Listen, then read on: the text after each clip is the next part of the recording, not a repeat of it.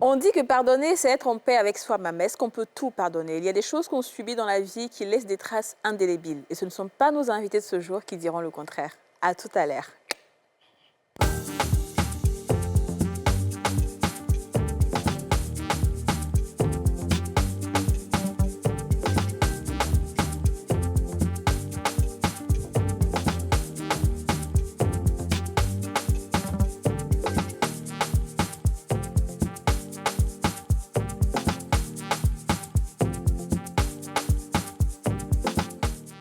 On a tous une bonne raison de suivre les femmes d'ici avec Double Millionnaire. Sortez en toute confiance. Essayez le lait corps Nivea Nourishing Cocoa et son nouveau soin complet 5 en 1.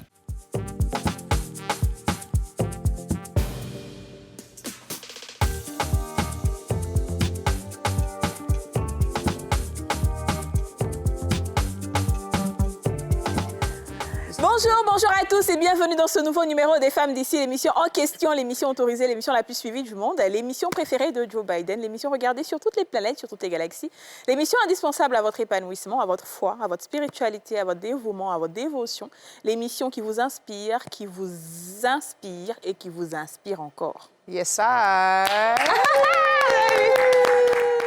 Alors les filles, on parle de pardon. Aujourd'hui, on a notre première invitée qui n'est pas sa première fois sur le plateau des femmes d'ici, Emma Amisha TikTok. Ah, Amisha. Emma Amisha, oui, c'est la fois dont tu avais demandé que tu étais la nièce de... Ouais, en ce moment, c'était la canne et tout. Si. Tu vas bien? Ça va. Très bien, ok. On va parler de pardon avec toi. Ok. Tu as du mal à pardonner une histoire qui te touche jusqu'aujourd'hui. Oui, exactement. Très bien. Les filles, moi, je vais vous demander, côté pardon, est-ce que vous avez des histoires, des choses qu'on vous a faites et que vous avez du mal à pardonner, mais vraiment, Aurélie? Bah, écoute, je pense que tout le monde a un peu son lot d'histoires. On n'est pas là pour raconter vraiment beaucoup de choses. Mais c'est vrai qu'il y a il y a des situations où on se dit qu'on a pardonné alors qu'en réalité, on ne pardonne pas réellement. Et c'est un travail qu'il faut faire sur soi-même. Et comme je dis, il y a toujours deux types de pardon. Il y a le pardon qu'on doit donner aux autres et il y a le pardon aussi qu'on doit se donner à soi-même. Et il y a souvent ce pardon qu'on veut se donner à soi-même qui est souvent plus difficile même que le pardon qu'on doit donner aux autres. Donc c'est un travail à faire sur soi parce qu'une fois effectivement qu'on pardonne réellement, on est libéré de beaucoup de choses. Donc toi, il y a des choses que tu n'arrives pas à pardonner? Il y a encore des choses que personnellement, je n'arrive pas à pardonner. À qui? Et qui sont par rapport à des trucs de famille, par exemple. Voilà, où pour moi, j'estimais que j'avais pardonné, mais en fait, non. Ouais. Et il y a certaines fois, ça peut me ronger intérieurement, ça peut créer beaucoup de choses. Ouais. Mais c'est un travail que je fais sur moi et que je demande, comme on dit, par la prière, à m'aider à me libérer. Est-ce que tu en as parlé avec ces personnes-là? Non, parce que certaines sont déjà parties pour... Ah oui, c'est encore plus difficile. Et ça, c'est encore plus difficile. Ouais, ouais. Très bien. Bah, merci Aurélie de t'ouvrir à nous. D'ici la fin de l'émission, on ne sait jamais. Peut-être que tu nous diras. Oh non, ça va aller. Sinon, après, ça va partir en sanglots. Ne t'inquiète pas. Non. Heureusement que Yomo n'est pas là. On a suffisamment de Kleenex sur ce plateau. Donc, voilà. Très bien. Dis-nous, DJ, et toi? Je ne m'en souviens pas. Parce que je pense que moi, j'ai appris à traiter la douleur différemment. Donc, quand une situation me fait trop mal, je l'oublie. Je l'oublie et voilà, je vis comme ça, en fait. C'est ça. Maintenant, pour ce qui est des petites choses du quotidien, comme Aurélie a dit, c'est beaucoup plus facile pour moi de pardonner aux autres. Parce que je me mets toujours dans la tête que... Et ça, ma maman disait que moi, je prends toujours la défense des autres. En fait, je suis toujours en train d'excuser ce que les autres font en me disant non, c'est pas fait exprès, si c'était volontaire, enfin, quelqu'un ne veut pas vouloir me faire du mal volontairement. Mais bon, ça, c'est une réflexion que je n'ai plus depuis quelque temps parce qu'il y a des gens qui te font du mal volontairement. C'est ça. Mais avant, c'était ça. Je me disais que bon, c'était pas fait exprès, donc c'était beaucoup plus facile à pardonner. Par contre, ce qui est difficile à pardonner, c'est ah ouais, je me suis fait avoir. Ah ouais, donc j'ai laissé cette personne-là me traiter de cette façon. Donc ce qui est beaucoup plus dur pour moi, c'est de me dire, écoute, c'est arrivé, passe à autre chose, tu vois. Mais quand c'est aux autres, vraiment, j'ai cette facilité-là de pardonner, vraiment de passer à autre chose. Parce que j'ai remarqué que quand je suis vraiment en colère contre quelqu'un, je pense constamment à la personne. Et je ne veux pas que cette personne ait cette place-là dans ma vie, dans ma tête et tout. Donc, je te pardonne et puis je t'oublie, je continue mon chemin. C'est ça, ouais, ok, d'accord, très bien. Et toi, Yasmina? Pardonner à toutes ces personnes qui ont fait des choses et tout. Oui. Alors moi, j'avais beaucoup de difficultés à pardonner. À l'époque, je pensais que je pardonnais, mais en fait, j'étais un peu comme Tidja. J'oubliais justement parce que je ne voulais pas me faire du mal. Parce que ça me faisait tellement mal à un point, comme elle dit, tu es hanté par cette personne, parce que la personne t'a fait. Et des fois même, tu regrettes de ne pas avoir rendu aussitôt ce que la personne t'a fait.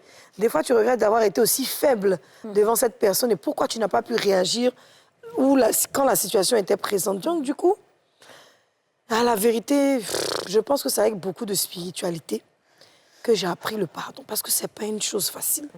On dit ça comme ça, c'est aussi facile à le dire, mais c'est très, très difficile. Quand j'ai compris que quand j'apprenais à pardonner et à moi aussi me pardonner de ce qui m'était arrivé, automatiquement, je voyais que ma vie allait dans... Je rentrais dans une autre étape de ma vie qui était meilleure et beaucoup plus d'opportunités arrivaient à se coller à moi. C'est comme un aimant. J'attirais plus d'opportunités dans ma vie, plus d'ondes positives, plus de choses bien. Et ça me permettait aussi de faire attention et de voir le type de personne. C'est ça. Donc, quand quelqu'un commence, je sais déjà où ça va m'amener.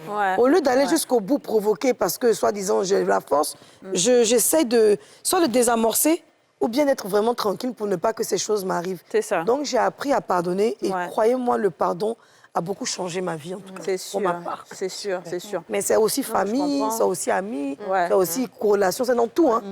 Après, c'est vrai que c'est quelque chose qui est très, très, très difficile. Ah, oui. Faut se le dire. Parce que même si c'est vrai que c'est bien, que c'est ultime et que c'est l'idéal, parce qu'on ne peut pas demander à un Dieu de nous pardonner si nous-mêmes on ne pardonne pas aux autres. Donc c'est l'idéal.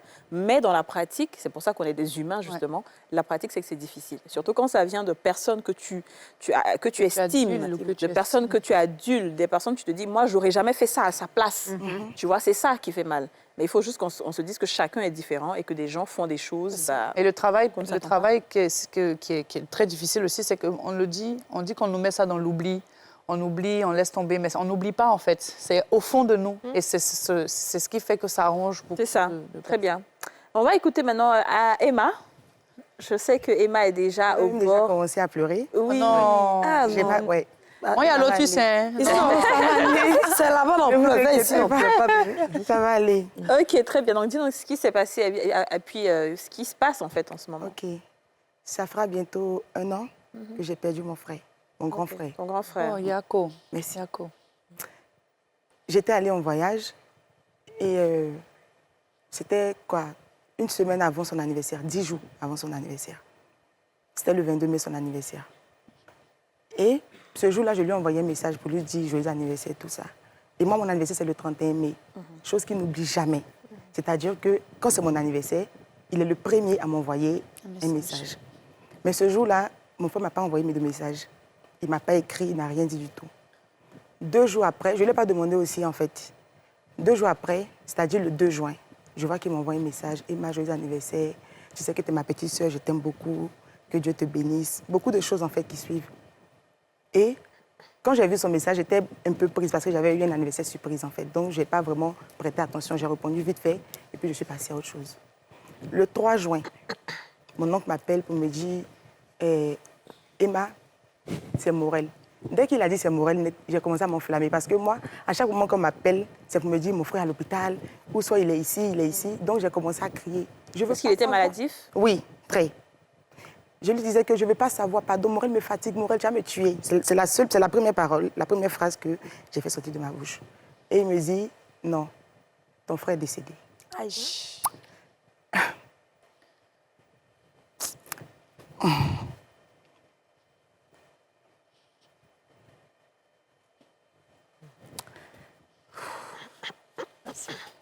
C'est encore difficile pour moi d'en parler parce normal. que... Vas-y, prends ton temps. Et c'est comme ça que, quand il a dit ça, sur le coup, j'ai réagi comme je pouvais en fait. Je n'étais pas dans mon pays, j'étais chez les gens. Je les suivais en fait à partir de mon téléphone. On faisait tout par appel vidéo parce que mon frère est décédé à la maison. Et le jour où il est décédé à la maison, il y avait une cérémonie dans notre cour familial. C'est-à-dire qu'il y avait une fête chez nous à la maison. Vous voyez les fêtes là où on met la musique là. C'est-à-dire que mon frère est couché dans la chambre, son corps, sans vie. Quoi? Non, attendez. Ils ont fait une cérémonie pour son décès ou bien il y avait un show? Non. Elle aura le temps d'expliquer correctement. Il y avait un anniversaire en fait, que tout le monde savait déjà. c'était déjà programmé, c'était déjà prévu. Mais la mort, on ne prévoit pas la mort. La mort, c'est la seule chose qui peut bouleverser même un mariage. C'est ça. Donc, quand ça arrive, quand ça arrive, il faut réagir selon ce qui est là, en fait, en même temps. Et c'est comme ça que moi, je suis là-bas. Et j'ai de mes copines qui m'appellent pour me dire, mais Emma, tu nous dis que ton frère est décédé. On nous dit que ton frère est décédé. Quand on vient chez toi, dès qu'on arrive à l'entrée de ta porte, c'est musique qu'on attend. Comment se fait-il que Morel peut être décédé et puis chez toi, ils vont fêter? Je dis, mais j'étais vraiment, je ne sais pas ce que j'allais faire en fait.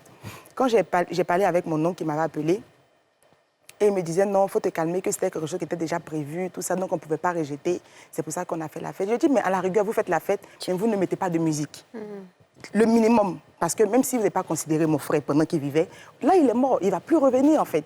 C'est la dernière chose peut-être qu'on puisse lui accorder. Donc au moins, respectez ça, au moins. Et à cette personne-là même, je n'en veux pas trop. Ça, je n'ai pas oublié, je n'ai pas pardonné, mais je n'en veux pas.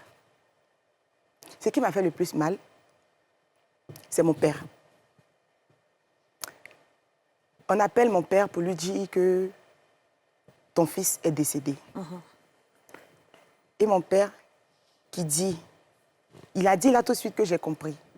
Après, mon oncle se déplace, mon oncle côté maternel se déplace, allez le voir normalement, respectueusement. Et lui dit que ton fils est décédé, on a envoyé son corps à la morgue. Mon père qui lui répond que pourquoi avant d'envoyer son corps à la morgue, vous ne m'avez pas attendu? Parce que mon frère il est décédé à la maison. Quand tu décèdes à la maison, il faut appeler, il faut que la police vienne, il faut que le docteur vienne venir vérifier tout ça en fait. Et quand il a dit ça, mon oncle m'a appelé pour me dire, moi je lui ai dit peut-être que c'est sur l'effet du choc en fait, ça va passer. 2 jours après, mon oncle repart encore chez mon père. Mon père est dans la chambre, mon oncle attend au salon, il entend sa voix, il ne sort pas. Il ne vient pas. Quand mon oncle m'appelle encore pour me dire, moi je pète un câble. Je suis là-bas, je ne peux rien faire en fait. Je ne peux que péter des câbles. Je pète un câble, je commence à crier, je commence à appeler tout le monde. On me dit, non, Emma, calme-toi, c'est ton papa. Je pense qu'il va revenir en lui. Je me dis que jusqu'à ce que je vienne, peut-être pour l'enterrement, les choses auront changé. C'est comme ça qu'on devait... Parce que mon frère s'est fait voir. Chez nous, les acteurs, fait voir. Quand tu es premier enfant, on t'enterre vite fait. Donc moi, je leur ai demandé pardon. C'est mon grand frère. Je leur ai demandé pardon de m'attendre au moins pour que je sois là, pour pouvoir enterrer mon frère. C'est comme ça que j'ai rapproché mon billet et je suis venue. Le samedi, je suis arrivée à 6h, on a enterré mon frère à 8h. Quand j'arrive à la morgue, moi, dans ma tête, même si mon père a réagi peut-être derrière moi, quand je serai là, ça peut être différent en fait. Il peut ne pas le faire pour mon frère, mais pour moi, ou bien soit pour ma maman. Quand j'arrive à la morgue, je vois mon frère qui est là et la question que je pose à ma tante, c'est de savoir où est mon papa. Elle me dit non, il n'est pas venu. Je dis ok. Je lui ai posé encore une autre question. J'ai donné quelques noms de mes tantes là. Où est telle tante, où est telle tante, où est telle tante? On me dit qu'elles ne sont pas venues. Même mes cousines, c'est-à-dire que mes cousines côté paternel, celles pour qui mon frère était toujours présent. C'est-à-dire qu'à chaque moment si elles organisent même anniversaire de leur ballet, mon frère sera là. Je leur demande, mais où est telle personne, telle personne, telle personne? On me dit qu'elles ne sont pas venues. Là, je me rends compte que c'est la merde, en fait. C'est là que j'ai commencé à dire, Morel, moi, je t'avais parlé. Si tu m'écoutais, on n'allait pas en arriver là, en fait. Ce sont ses amis. Ses amis que tout le monde disait de ne pas marcher avec eux. Ce sont eux qui ont organisé le funérail de mon frère. Ouais. OK. Ce sont eux qui étaient là à la mort, qui ont soulevé le cercueil de mon frère, jusqu'à pour aller le mettre dans la tombe. Ma famille maternelle était là, bien évidemment. Ça, je ne peux pas dire le contraire. Mais ma famille paternelle aussi, ils sont très importants. Et surtout quand on parle d'un décès, quand on parle de ton premier fils, de ton premier enfant, c'est ton enfant. Peu importe ce qu'il était, peu importe ce qu'il est, c'est ton enfant. Okay. C'est comme ça que... c'est comme ça qu'il n'est pas venu. OK, d'accord. Donc aujourd'hui, en fait, ce qui te fait mal et ce que tu as du mal à pardonner, c'est le fait que ta famille paternelle a carrément délaissé et négligé même le décès de ton frère, parce qu'il est décédé, on continue de mettre la musique et tout. Effectivement. Et puis, ils sont pas ça, c'est ma famille maternelle qui a mis la musique. Hein. OK. Maintenant, le frère lui-même, on respecte sa mémoire, hein, et vraiment qu'il repose en paix. Comment étaient les liens quand il vivait avec le père et avec vous-même? Est-ce que c'était comment les liens? Est-ce que c'était un enfant qui avait des difficultés avec les parents? Est-ce qu'il y avait quelque chose? Jamais. Ou bien c'est parce qu'il était toujours malade? Mon frère était trop gentil. La seule chose qu'on lui reprochait, c'était d'être un homosexuel. Ah, d'accord. Et... Ok, d'accord.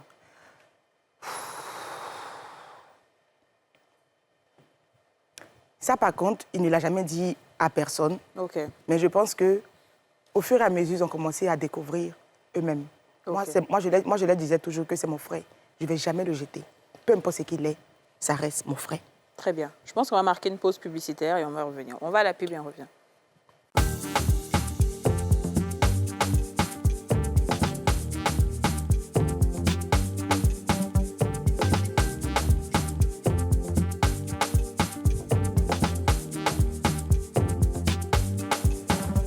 De retour sur le plateau des femmes d'ici avec Emma Amichia qu'on va applaudir.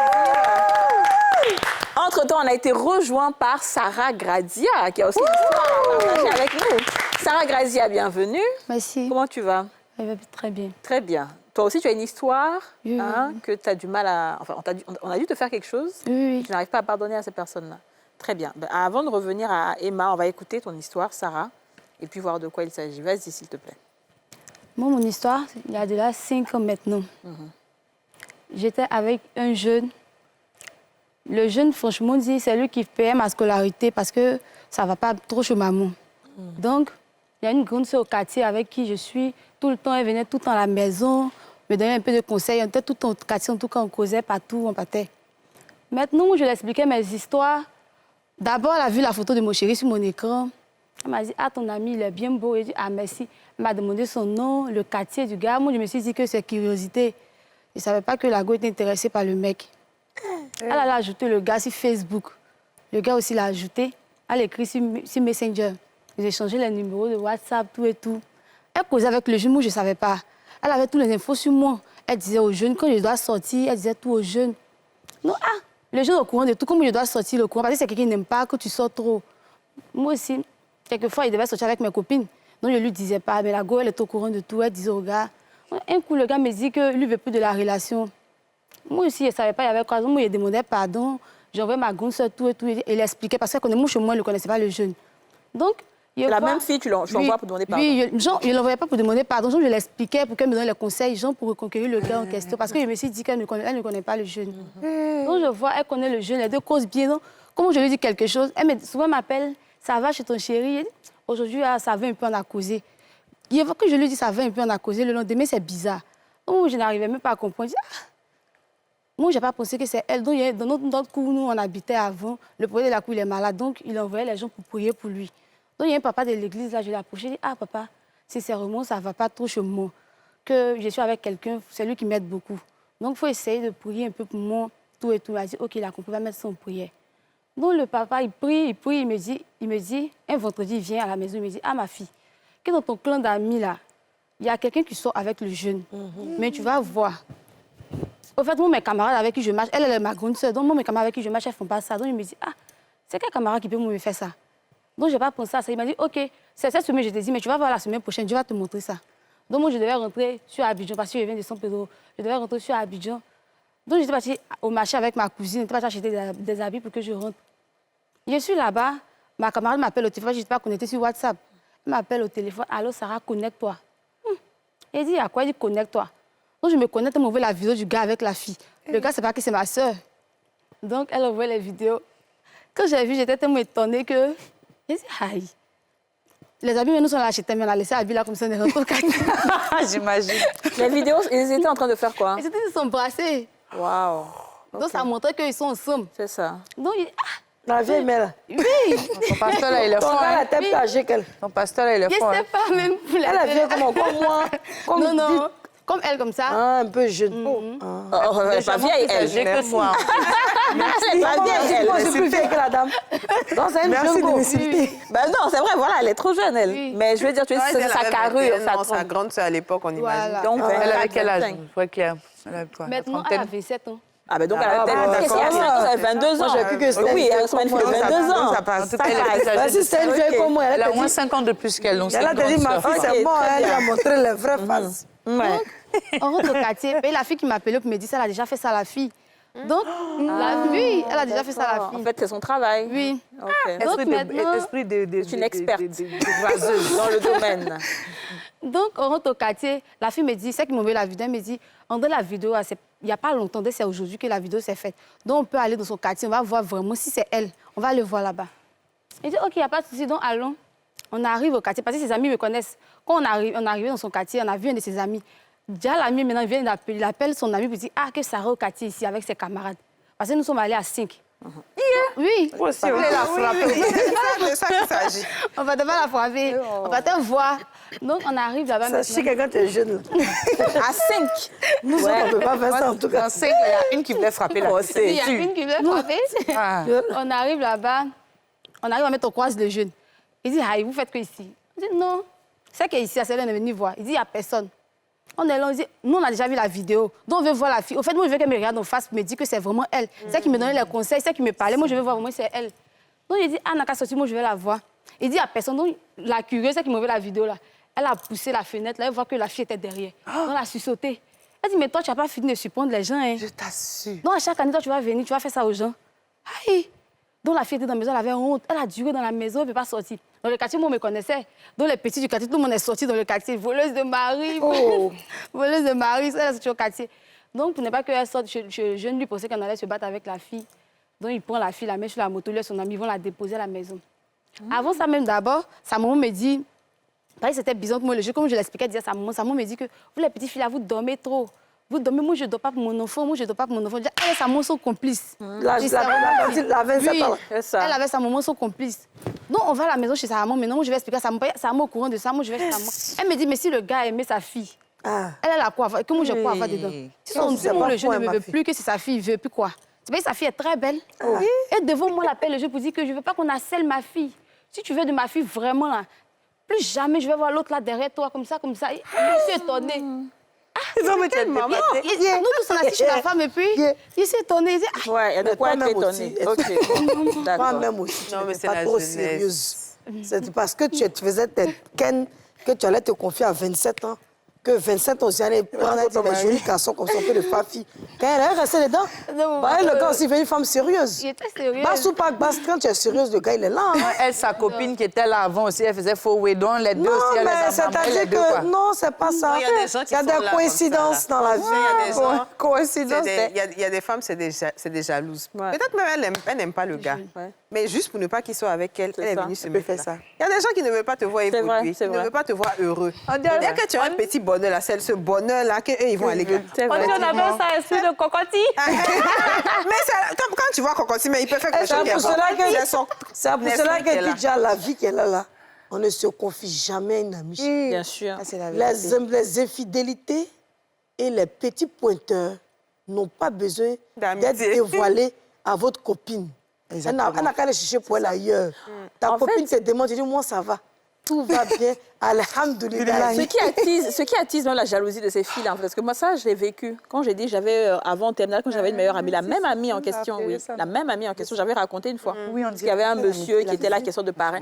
Quand ils voient qu'il y a quelqu'un qui s'occupe de toi d'une manière, ou bien tu brilles d'une manière, ils savent qu'il y a quelqu'un, ça dit que ces filles-là, elles veulent aussi. Même si elles n'aiment pas la personne, mais elle veut aussi avoir les faveurs. Donc, elle va tirer la personne vers elle, tu vois. Mais il faut avoir un homme mature et un homme intelligent pour savoir que, voilà, je ne dois pas tomber dans ça. Ok, donc aujourd'hui, tu as du mal à pardonner à cette fille en question. Qu'est-ce qu'elle devient? Tu ne lui as pas pardonné, tu ne lui as jamais pardonné. Non, parce que quand ça s'est passé comme ça, on ne se voyait plus. Mais l'année passée, je l'ai vue, elle m'a salué. Moi, je ne peux pas prendre ses péchés, donc je lui ai répondu. Je l'ai vue aussi. Oui, elle m'a salué, je lui ai répondu. C'est de quel quartier, pardon? C'est de Yopougon. C'est à San Pedro. Ah, San Pedro. Tu ne prends pas péché. Ça s'est passé à San Pedro. À San Pedro, je vis ici maintenant. Tu ne peux pas prendre ses péchés. Donc, elle m'a salué, je lui ai répondu. Je lui ai répondu, mais il y a un pasteur aussi qui était venu. Quand je suis partie aux obsèques de mon oncle, là, le papa en prière, et puis il m'a dit que tu as gardé rancune contre quelqu'un, qu'il faut pardonner à cette personne-là. Parce qu'actuellement, l'enceinte, il m'a dit que c'est pas trop ça. Ce gars-là? Non, non, c'est pas... Quand il a su que je la connaissais, puis quand ça s'est passé, tout laisse. Il a laissé avec elle. Le gars ne savait pas que la fille te connaissait. Non, il ne savait pas. Non, c'est qu'elle est méchante. Il ne savait pas qu'elle me connaissait. Non, là, c'est un autre niveau. Elle est mauvaise, en fait. C'est ça, je pensais que les deux se connaissaient. Elle avait son scénario bien. Il ne savait pas qu'elle me connaissait. Mais qu'il a su que tout ça s'est passé. Il n'avait pas fait moi avec elle-même. Son petit nom, c'est pas Jézabel. C'est Jézabel. D'accord. Donc le pasteur t'a dit de pardonner à cette fille. Oui, il m'a dit de pardonner. Et tu n'as toujours pas pardonné. Tu n'arrives pas à pardonner. Très bien, on va revenir dessus. OK. Donc, Emma, on revient à toi. Ça va, tu as rigolé un peu, donc ça va? Oui, ça va. OK, super. Bah, heureusement que Grace est venue. Vraiment. Donc aujourd'hui, tu nous as expliqué pourquoi, ce qui pourrait expliquer que tes parents paternels, surtout, ne sont pas venus aux funérailles de ton frère. Maintenant, après ça, il avait d'autres qualités quand même, au-delà de ce qu'on pouvait lui reprocher. On ne va pas s'attarder sur ça. Mon grand frère? Mais, oui, ton grand frère. Oui, il était très gentil. Ouais. Il était serviable. Il parlait avec tout le monde. C'est ce que je disais là.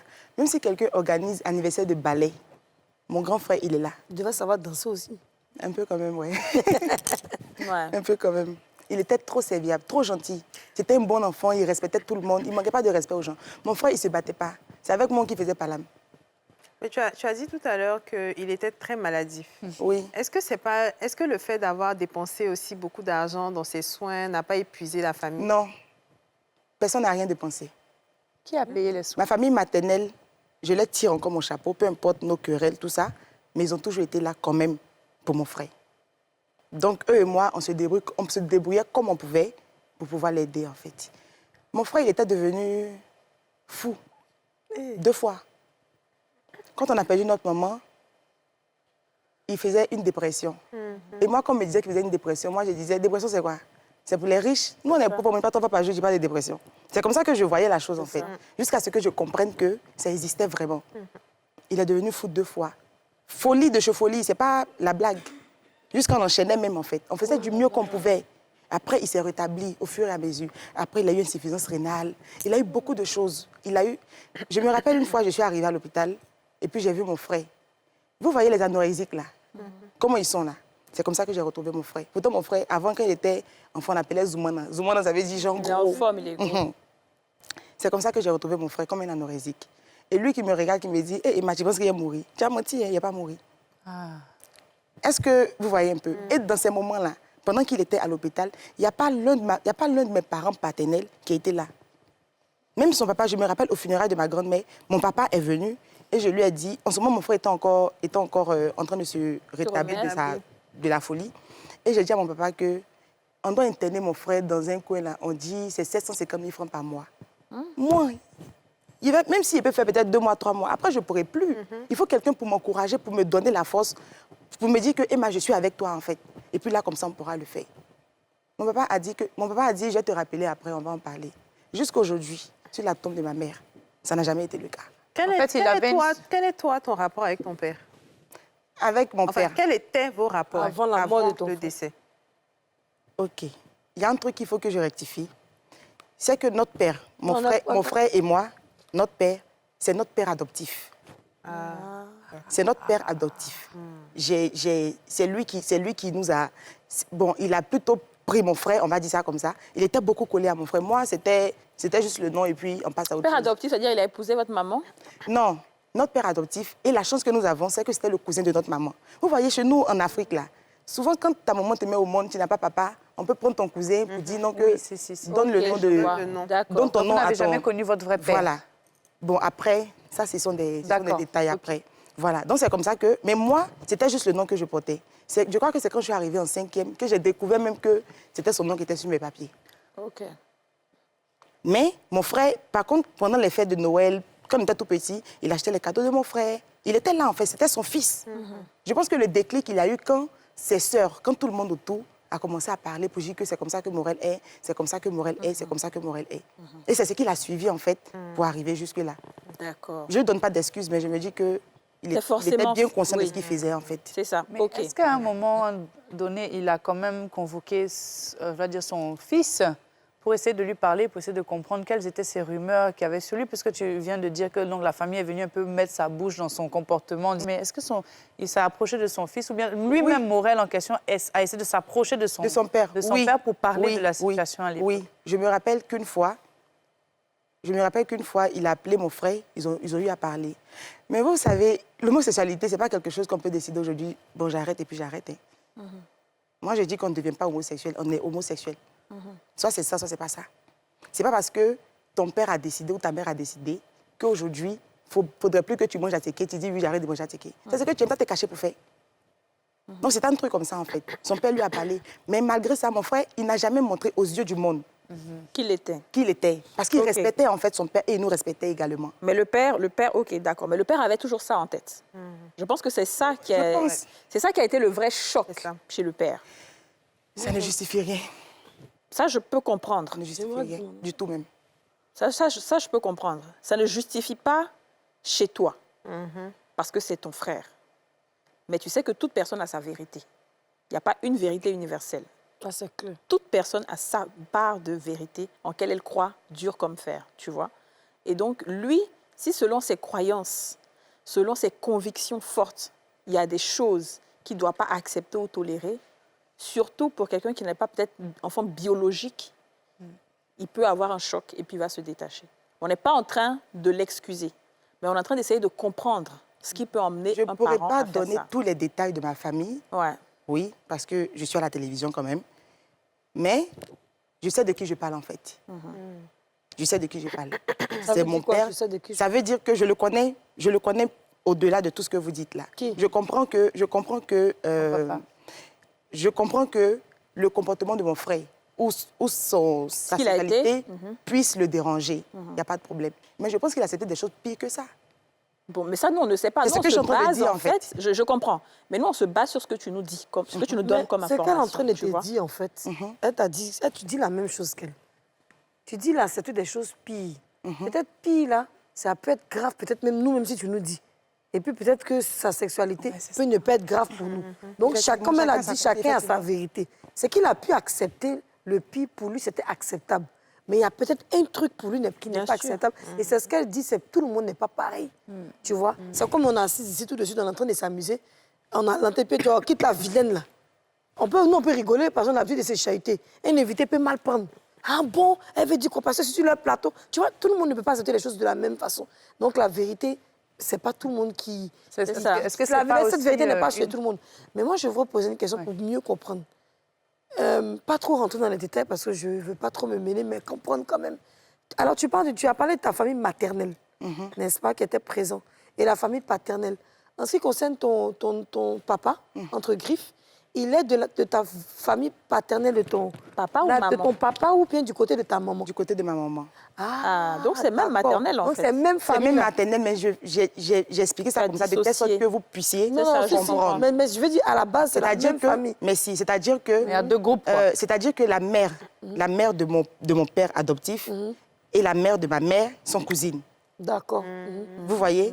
Donc, mon père adoptif, il a ses sœurs, qui sont les cousines de ma maman. OK, je vois. Okay. Maintenant, dans toute cette histoire, même si on parle des trucs de famille, donc on est obligé aussi de comprendre, comme elle l'a dit, le vrai papa que vous n'avez pas forcément rencontré, quand l'enfant est décédé, est-ce qu'il a été au courant? Est-ce qu'il a été présent? Lui? Le père de mon frère et moi avons de différents pères. D'accord, mais son papa, lui? Il est décédé. Il est décédé quelques mois avant.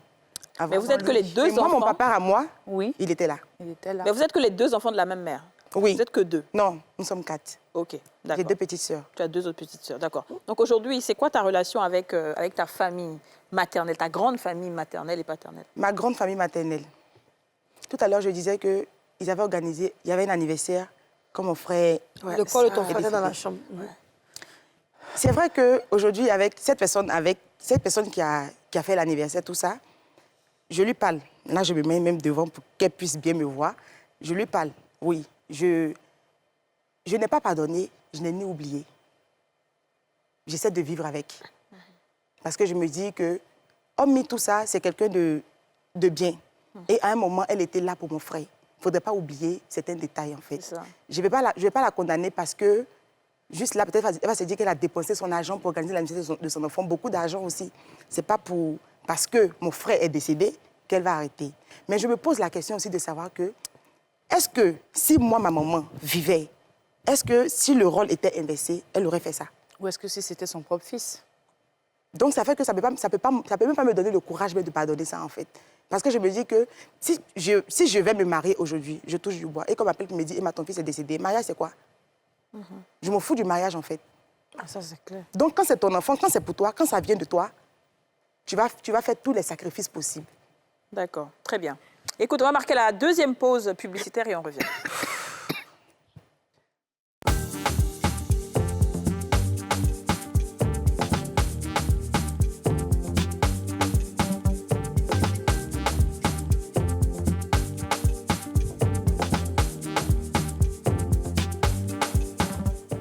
Nous sommes de retour sur le plateau des femmes d'ici avec Sarah Gradia et Emma Misha qu'on va applaudir.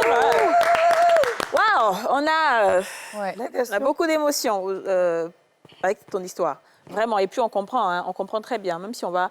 Alors les filles, avant qu'on continue avec l'histoire de Emma et de Sarah, on va écouter une note vocale aussi d'une dame, on parle toujours de pardon, d'une dame dont le bébé a été abusé par la voisine.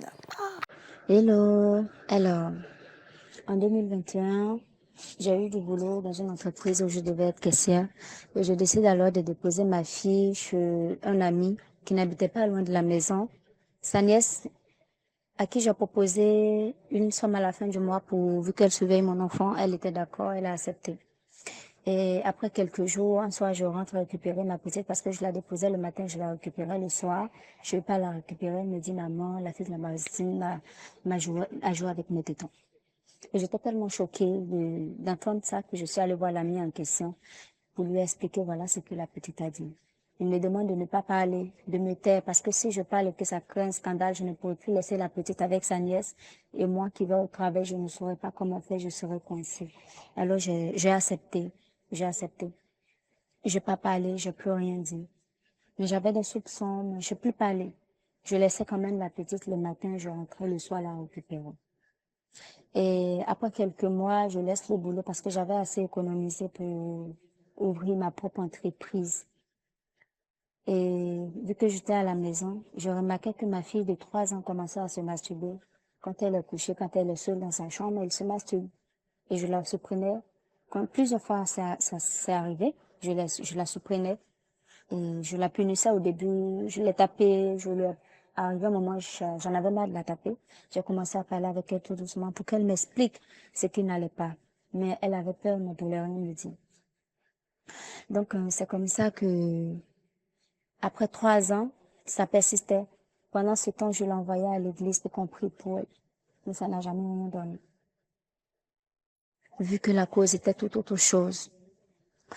Alors, l'un des responsables de l'église m'a dit, si ta fille arrive à se masturber à son jeune âge, c'est parce qu'elle a eu des accouchements. Et sur cette base, je vais parler à la petite. Quelques jours après, je vais la voir, je la menace, je lui dis, je sais que tu as eu à faire ça avec quelqu'un, mais je veux que tu m'expliques. C'était qui, comment ça s'est passé, explique-moi tout, rentre dans les détails. Et si tu ne me parles pas, je vais t'envoyer à la police. Et elle a été effrayée, elle a commencé à tout me dire. Parce qu'elle a peur de la police. Elle a commencé à tout m'avouer. Ah, maman, c'était tel jour, avec un tel petite là, la fille de la voisine de tonton. J'étais choquée. J'ai tellement eu mal que jusqu'à aujourd'hui, j'arrive pas à pardonner à cette petite. J'ai du mal à la pardonner. Je veux vraiment la confronter. Je veux qu'elle sache que je sais ce qu'elle a fait à ma fille, parce qu'elle a détruit ma fille. Aujourd'hui, ça va, parce que j'ai réussi à lui parler, ça va, mais j'ai toujours mal. Sa fille se faisait toucher par la voisine, en fait. Donc la petite fille, dès l'âge de 3-4 ans, a commencé à se masturber. Une grande personne. Non, pas une petite fille, là-bas. Pas la fille de la voisine. Une fille de 3 ans. Ouais. C'est une petite fille la maman de la touché. fille de 3 ans déposait sa fille chez la voisine pour qu'on s'occupe d'elle. Et la fille de la voisine l'a touchée. Moi, j'ai l'impression que c'est le fils de la Non, c'est la fille de la voisine. C'est la fille qui a commencé à toucher cette téton. C'est la fille de la voisine. Et en fait, en réalité, même, c'est ce que la petite fille est venue dire. Mais moi, ce qui est dommage, c'est que c'est la réaction un peu de la maman, parce que peut-être que c'est par éducation, elle a eu peur, mais elle n'aurait pas dû frapper sa fille parce que ça a créé un traumatisme. Elle a commencé à se masturber et encore à aller faire des choses avec d'autres personnes. Et ça, quand c'est comme ça, ce qui m'énerve un peu à chaque fois, c'est qu'on on met toujours sur Dieu. Il faut envoyer sur Dieu, il faut prier. Non, il y a des problèmes psychologiques. Quand c'est comme ça, on essaye de voir un thérapeute, on essaye de comprendre la petite, de l'entourer d'amour, parce qu'il y a un traumatisme et c'est très grave. Ça, c'est une histoire qui est arrivée il n'y a pas très longtemps, où j'ai été moi-même témoin. J'étais allée voir quelqu'un, et puis elle était en train de chicoter son fils, qui est au CP1. Et puis, je lui disais, mais pourquoi tu le chicotes? Non, il commence à toucher les kikis des gens. Je lui dis, mais au lieu de le frapper, essaie de demander pourquoi il fait ça. Oui. Donc, on a commencé à blaguer l'enfant pour lui demander pourquoi il fait ça. Et quand il s'est calmé, il a dit non, à l'école, puisqu'à l'école, quand on leur dit d'aller faire pipi, tout son groupe, là, il a des amis qui vont toucher les kikis. dont j'ai dit, c'est donne le nom de cet ami en question. Ils ont donné le nom de l'ami en question. Donc moi, j'ai dit, quand vous allez partir le déposer à l'école, là, dites ça à la maîtresse et puis qu'on appelle les parents de l'ami en question. Sûr. Ils ont appelé les parents de l'ami en question. L'enfant a été bien chicoté par ses parents, parce que ses parents même ne savaient même pas. Et puis en plus, donc en fait, je vais dire que les enfants, il faut leur parler. Oui, ça, ce qu'ils sont en train de faire là, eux, les enfants, ils copient tout ce qu'ils voient. Donc eux, ils ne peuvent pas savoir que c'est bon, c'est pas bon et tout. Tu vois. Voilà, on frappe pour tout et pour rien. Alors que si tu parles, tu vas bien comprendre. Moi, je pense que la maman n'a pas bien réagi quand elle a eu la première alerte. Oui. Parce que si ton enfant vient, peu importe ce que le monsieur va dire, oui, on ne pourra plus la garder. Si tu ne la gardez plus, je vais trouver une autre solution. Mais il est hors de question qu'on vienne me dire, que mon enfant vienne me dire qu'il y a quelqu'un qui touche mes tétons. Et puis, on la juste laisse. Parce qu'on la garde là-bas, moi, je vais me taire dessus. Non, mais et je suis sûre qu'au début, c'était les tétons. Mais à force de garder l'enfant là-bas, ça a dû, pour que la petite fille ait le réflexe de se masturber, c'est qu'on lui a fait autre chose. Bien sûr. Donc, franchement, je trouve que la maman a très mal réagi depuis le début. Après, c'est déjà non, gâté. Après, il ne faut pas... Ouais. Mais... C'est ça, mais moi, l'histoire me rappelle une histoire dont j'ai entendue.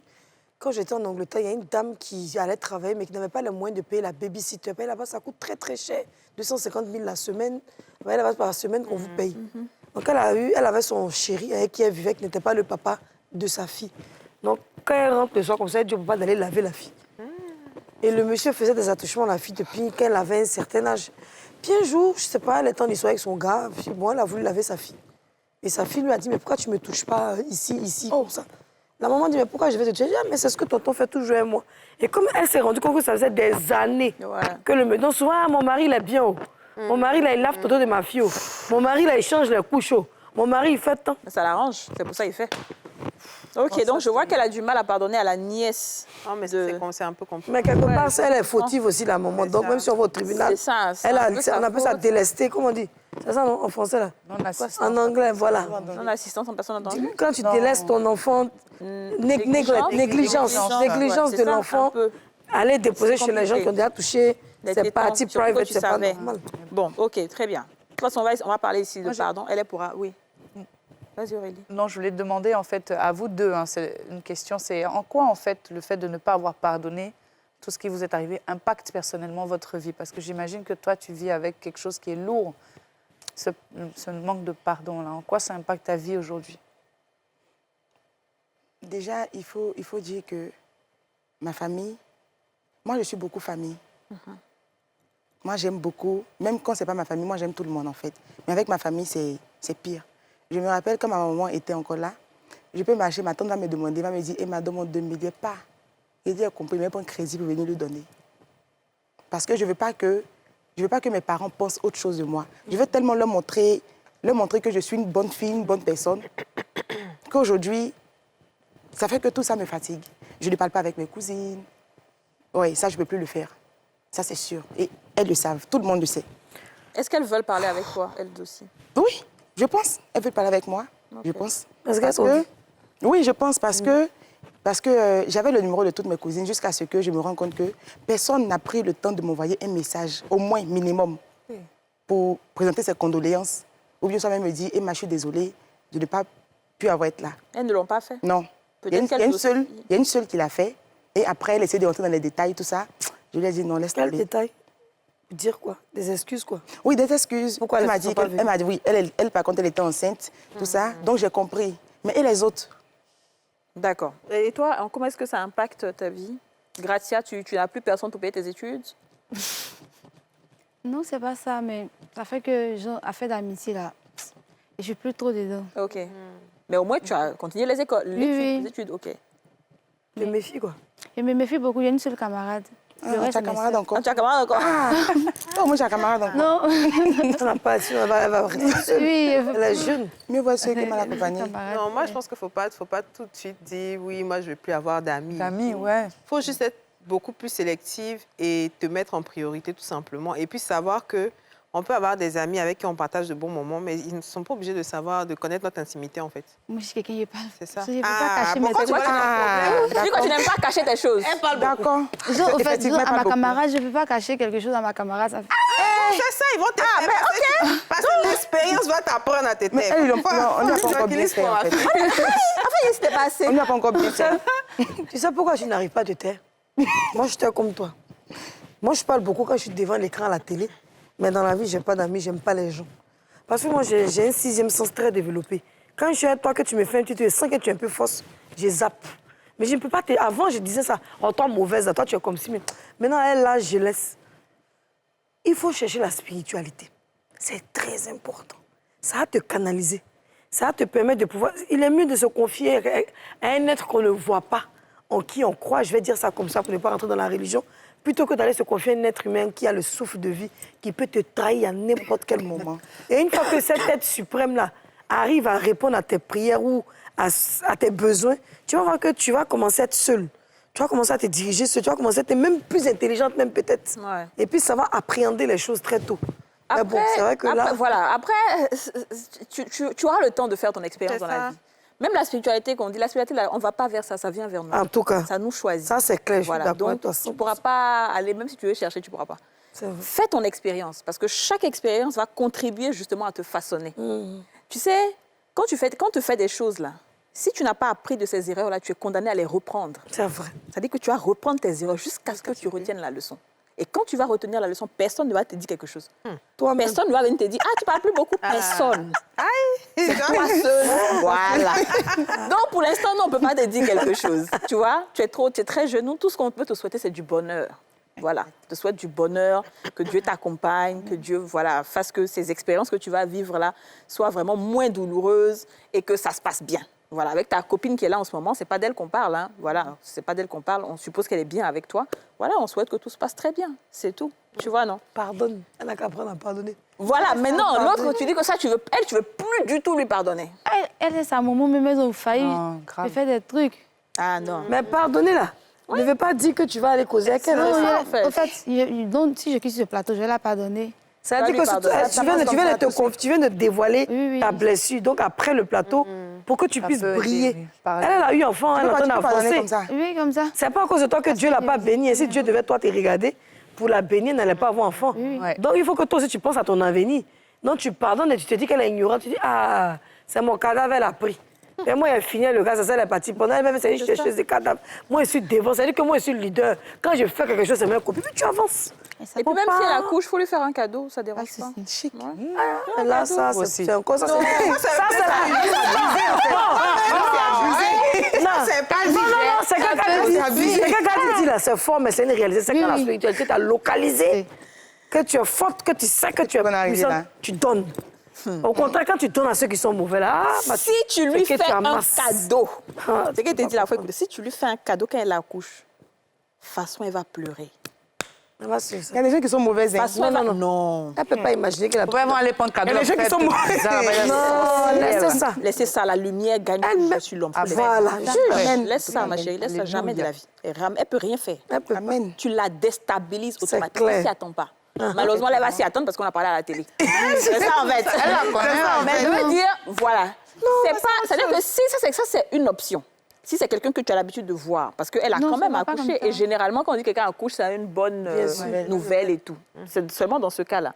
Mais si ce n'est pas quelqu'un que tu vois, ok, tu peux l'oublier. Elle est à San Pedro, moi je suis ici maintenant. Ah, toi tu es ici maintenant, elle est toujours à San Pedro. Donc ça va. Un jour ou l'autre, c'est bien sûr. Vous pensez que vous allez vous rencontrer? Si tu vas à San Pedro, si tu... Voilà, tu vas forcément te rencontrer. Mais il faut oublier. Il faut oublier. Le plus important, c'est que tu avances. Tu es à Abidjan, la preuve. Elle est toujours là-bas. Je suis sûre que sa relation... Je suis sûre que sa relation va chauffer. Et que peut-être que quand tu vas aller lui parler, comme Kadi t'a dit, là, elle va peut-être même se confier à toi. Tu vas être dépassé. Pendant que quelqu'un te fait du mal, là, si tu sais prendre la chose, là, tu diriges ça à ton bien. Hein. Mais si tu diriges ça d'une autre manière, si tu t'écroules et tu ne pardonnes pas, c'est pas bon. Ouais. Alors, on va terminer bientôt cette émission. Avec, parce que toi, je pense que toi, tu as beaucoup... Il faut y moi. Elle, ouais, franchement. Toi, tu as beaucoup de mal à pardonner. Je sais que tu auras beaucoup de mal à pardonner. Mais la question... Non, je ne vais pas pardonner. Tu ne vas pas pardonner? Non. OK. Si tu vas pardonner un jour. Je n'ai pas le fait. OK. Mais écoute, on ne peut pas te forcer. Hein. Voilà, on ne peut pas te forcer. Mais ton frère, s'il était à ta place, il aurait pardonné? Oui. Il t'aurait demandé de pardonner. Si ton frère, étant à ta place, allait pardonner, comment il s'appelait? Morel. Si Morel peut pardonner, si Morel même est présent pendant qu'on parle, et que Morel a pu pardonner, Morel peut pardonner, est-ce que l'onction de Morel, bien l'esprit de Morel peut t'aider à pardonner en te disant, moi je ne pardonne pas, Mais Morel me demande de pardonner. Je le fais à cause de Morel. Je le fais parce que le départ de Morel ne sera pas une division dans ma famille. Au contraire, je vais montrer que le départ de mon frère a apporté une lumière à ma famille et on continuera de s'aimer. Parce que le départ de Morel ne doit pas t'emmener à te retrouver seul sans ta famille. Parce que Morel sait que tu aimes ta famille. Et Morel a envie que tu continues d'aider ta famille. Morel veut que tu sois toujours avec tes tantes, que tu sois souriante et que tu puisses te coucher sur la grosse scène de tes tatas pour dire « Oh, tata, quitte là, fais-moi mon foutou ». Mais pendant que Morel te voit en train de sourire, est-ce que tu penses que tu fais du bien à Morel? Pardonne pour Morel. Pardonne à cause de Morel. Pour que Morel soit heureux, que son âme repose en paix. Et que tu ne sois pas tourmenté dans sa tombe. Parce que sa sœur qu'il aime de tout son cœur est en train de faire un combat qui est déjà terminé, il est parti. Il a besoin de votre force, votre union, pour ne pas que ça arrive à un prochain membre de votre famille. Aujourd'hui, c'est Morel. Qui sera le prochain sur la liste? Il faut arrêter l'hémorragie maintenant.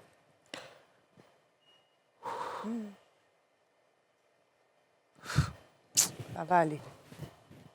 Non, bien sûr. Écoute, on va terminer cette émission. La décision t'appartient, OK? On ne peut t'obliger à rien.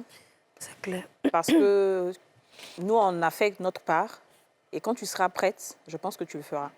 La seule question que moi, je vais te donner, à laquelle tu vas essayer de répondre quand tu seras seule, c'est de te demander, en ne les pardonnant pas, est-ce que Morel va revenir? En fait, c'est ça. Est-ce que ça va changer quelque chose en réalité? Ça ne va rien changer. Donc, réponds à cette question-là quand tu es seule. Et puis, tu auras le temps de revoir cette émission 1001 fois. D'accord? En attendant, nous, on te souhaite beaucoup, beaucoup de bonheur. Merci beaucoup. Beaucoup de paix surtout. Parce qu'on sent que tu n'es pas beaucoup en paix. C'est vrai. Et c'est ça le problème de la colère. Le problème de la rancœur, c'est ça. C'est que ça nous ronge plus que ceux à qui on en veut. Effectivement. C'est nous-mêmes, on se détruit. Pendant que les autres continuent leur vie tranquillement, mais nous, on souffre, en fait. Donc, il faut que tu essaies de t'apaiser. Parce que l'univers, là, c'est que de la positivité. Si tu as de la négativité en toi, l'univers va se fermer sur beaucoup de choses. Ça, je peux te le dire. Très bien. Bon, Merci beaucoup voilà, de nous avoir suivis. On se retrouve demain pour un nouveau numéro des Femmes d'ici. Au revoir. Vous venez de suivre Les Femmes d'ici avec Double Millionnaire. Sortez en toute confiance. Essayez le Lecor Nivea Nourishing Cocoa et son nouveau soin complet 5 en 1.